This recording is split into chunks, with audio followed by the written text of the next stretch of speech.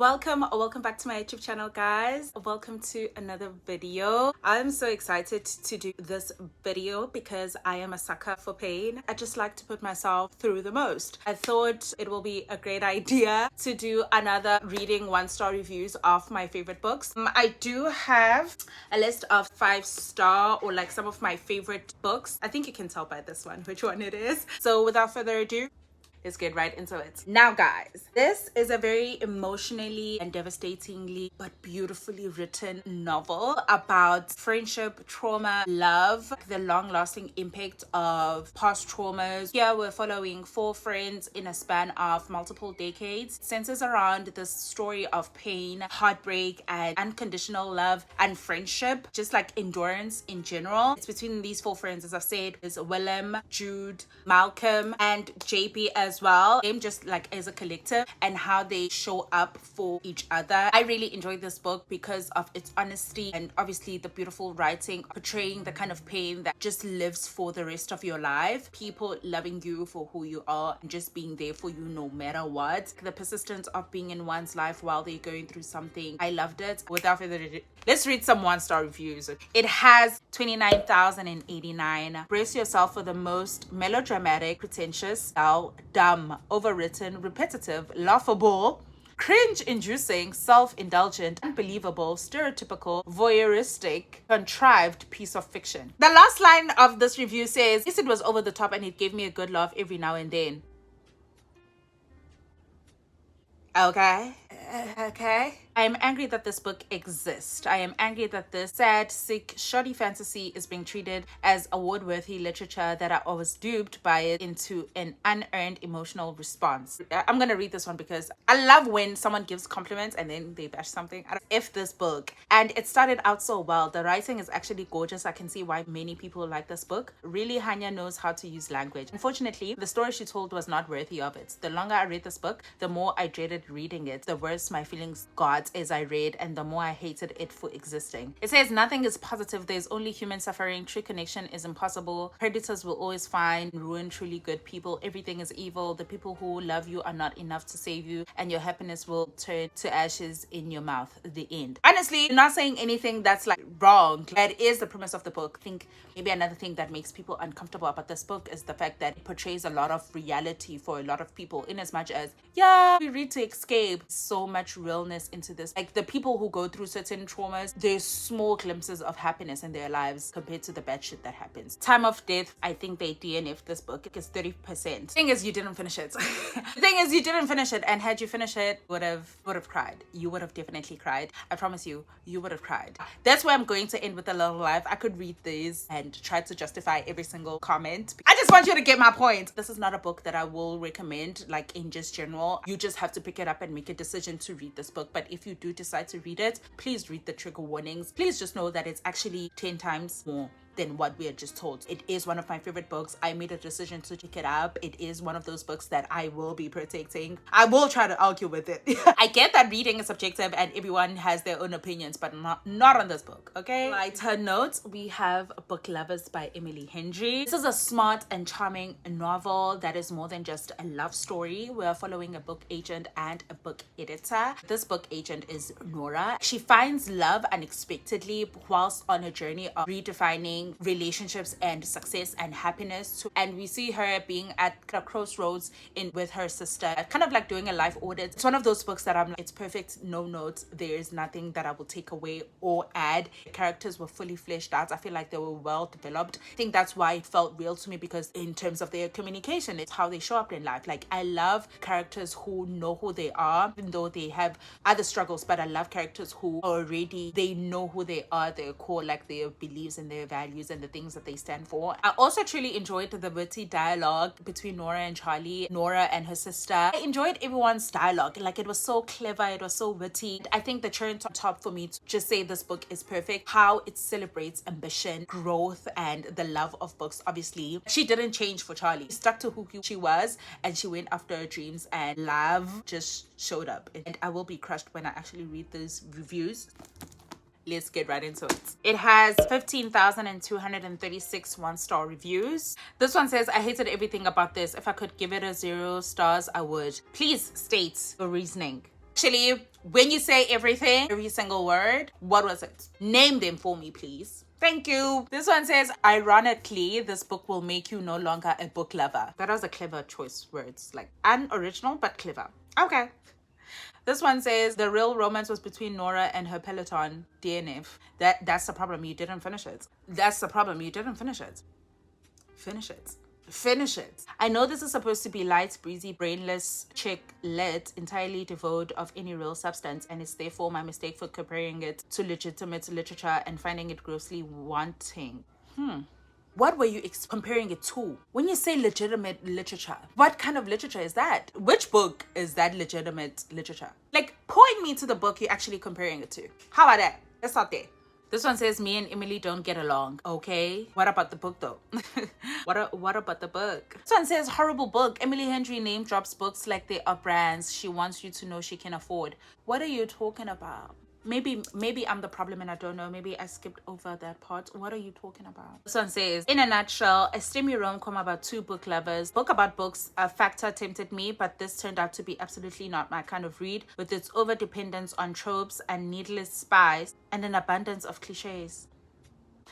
Anyways, this one is a book, that of those books that I hold very close to my heart. When you want to gatekeep something, this is a quiet, tender love story, and it kind of like explores the complexity of human relationships. It follows these three friends. You see them grow up and have this really close, beautiful relationship. It explores like vulnerability and friendship and love, sacrifice in some sort of way. It was so subtle in its beauty. It's because of how it's written. It felt like that 1% ending up to this really big thing moved me quite beautifully. Like, I didn't expect to be moved by this book this much. Character driven type of book that I love. Those type of books, what starts out from painting of a sunflower to what it actually became will forever linger in my heart. I think this book is great. I think it's beautifully written, but I don't want you guys to read this book and judge it. I will crash out if you say you don't like this book. Its highest rating, it's a 3.97. It has 712 one-star reviews. This book tries too hard to be intense and soulful. The writing is overwrought. It has no apparent storyline, and the constant shifting back and forth in time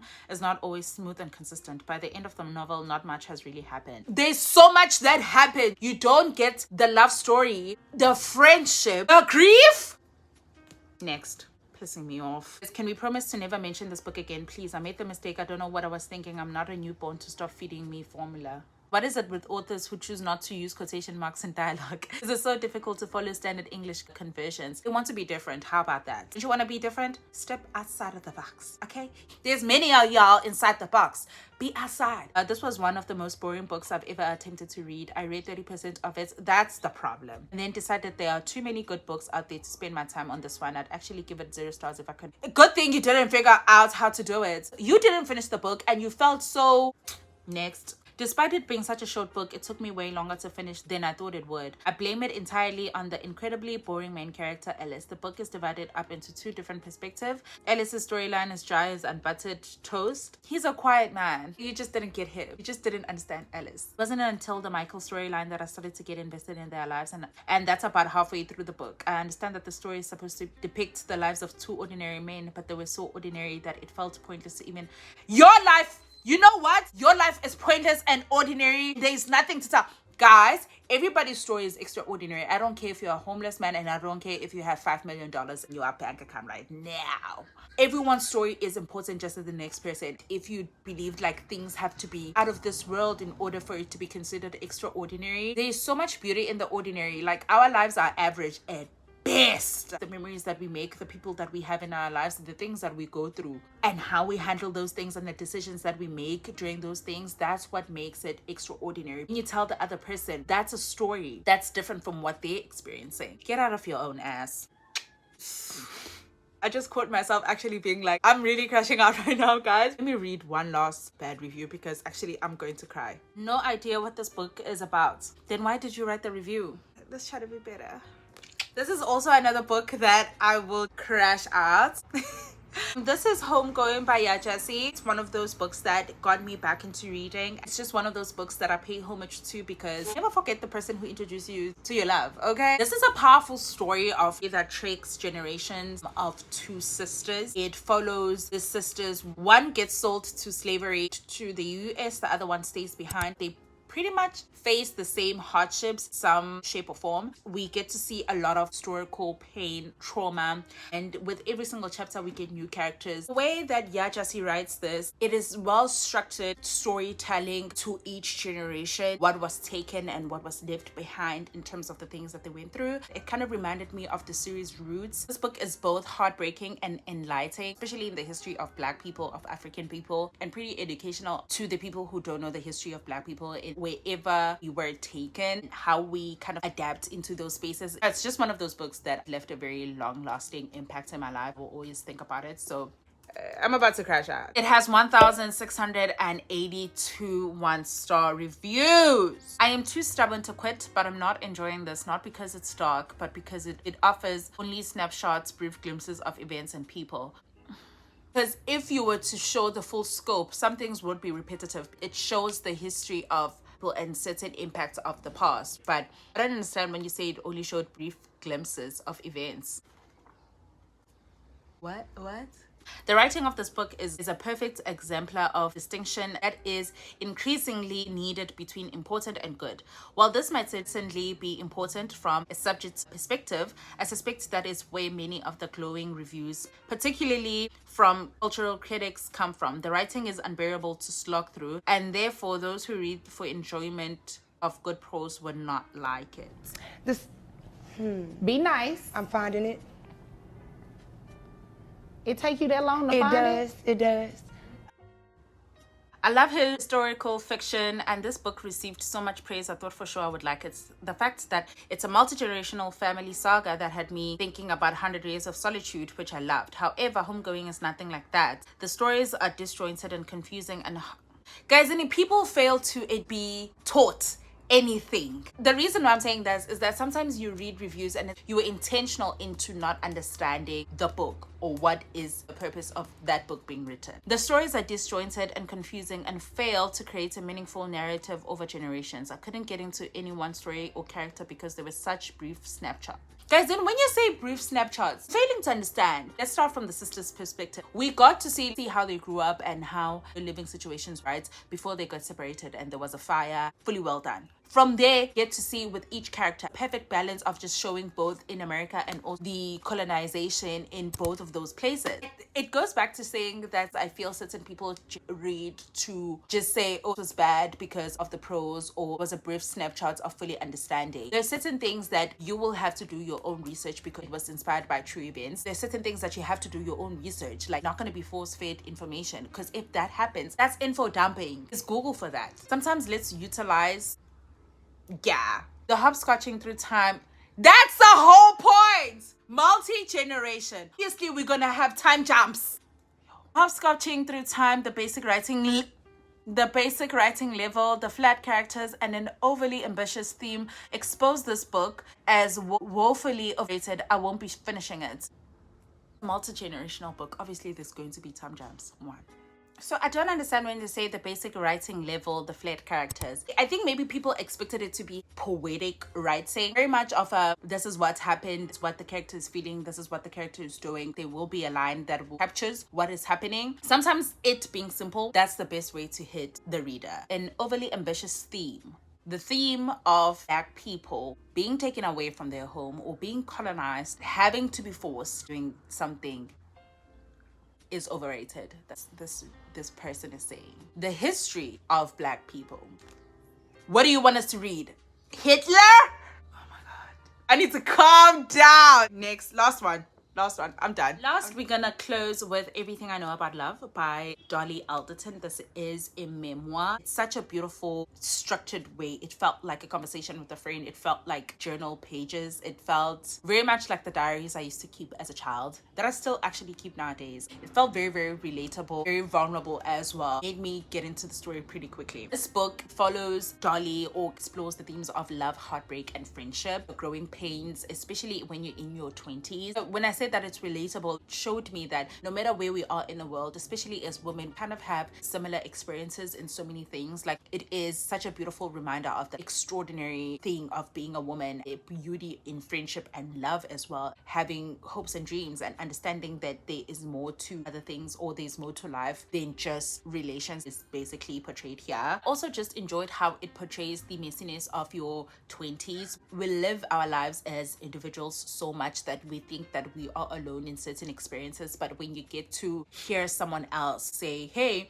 I've actually gone through this, and actually it's worse, beautiful to experience someone kind of like going through the same things, and also showcasing the importance of self-love. I have advocated ever since I understood the concept of self-love. I think it's always difficult. I remember not liking a certain memoir, just having a very difficult time reviewing that book and even rating that book. How can you say someone else's experience is bad? You get what I'm saying? This would be interesting to see the 1-star reviews of this book.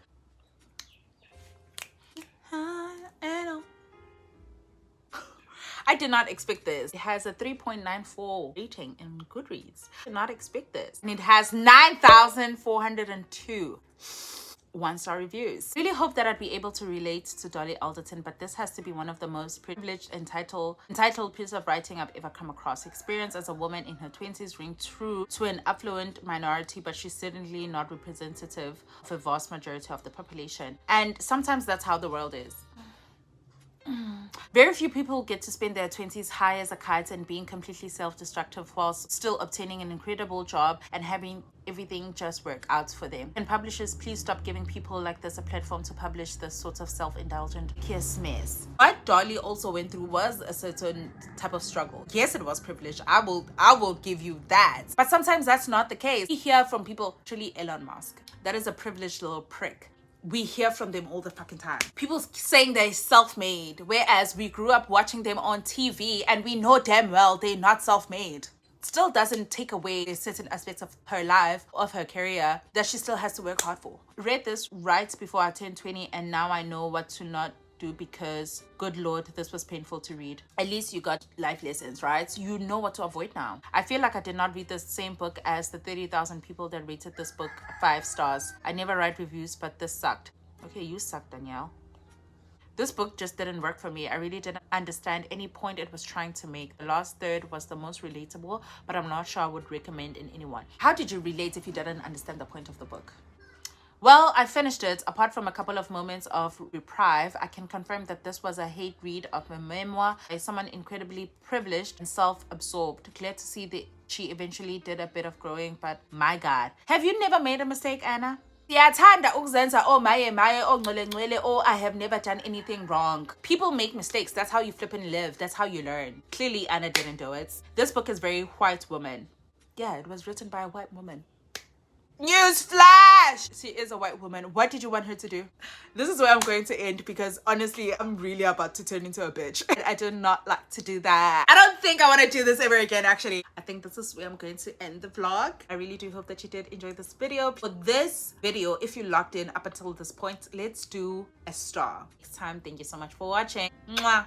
Bye.